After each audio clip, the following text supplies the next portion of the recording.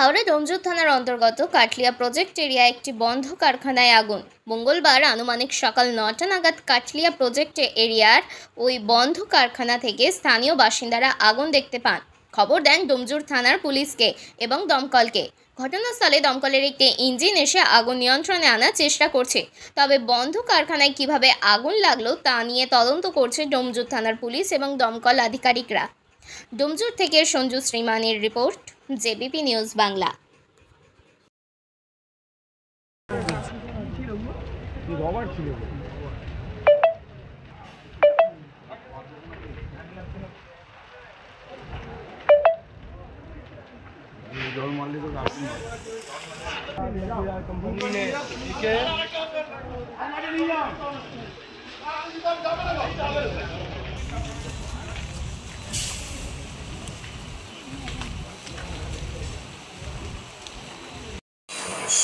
অত্যাধিক গরম সকাল 8:45 নাগাদ পরিত্যক্ত একটি কারখানায়, চামড়ার কারখানায় বন্ধ ছিল, সেটার আগুন লেগে যায়। ঠিক আছে, এই অবস্থায় এলাকার মানুষের তৎপরতায়, পাশে যে কারখানা ছিল তাদের তৎপরতায় এরা দমকলে খবর দেয়, পুলিশ প্রশাসন খবর দেয়। দ্রুত তৎপরতার সঙ্গে দমকল এসে আগুন নিয়ন্ত্রণে আনে এবং পাশে কয়েকটি কারখানা ছিল। গতকালকে তো আপনারা জানেন যে ওএনজিসিতে বিশাল একটা আগুন লেগেছিল। তার একটা অভিজ্ঞতা নিয়ে দ্রুত এই আগুন নিয়ন্ত্রণে আনতে সমর্থ হয়েছে পুলিশ প্রশাসন এবং দমকলের লোকেরা। এটা মূলত প্লাস্টিকের গোডাউন ছিল, একটা প্লাস্টিকের গোডাউন ছিল। সেই গোডাউন থেকে, এবং গোডাউনটা বন্ধ ছিল, সেখান থেকেই এই আগুনের সৃষ্টি। এখন প্রায় 80% নিয়ন্ত্রণে। দমকলের এই মুহূর্তে 2টো ইঞ্জিন রয়েছে।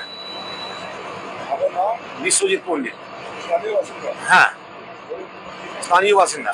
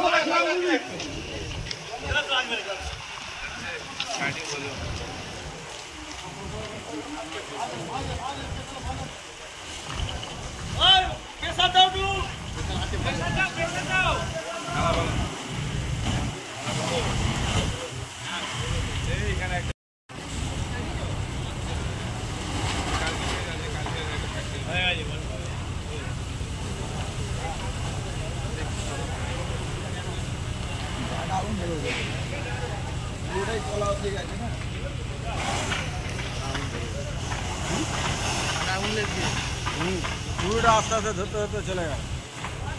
এই সরু পাইপ দিয়ে হয়, জল যায় না, সামনে গেলে সামনে গেলে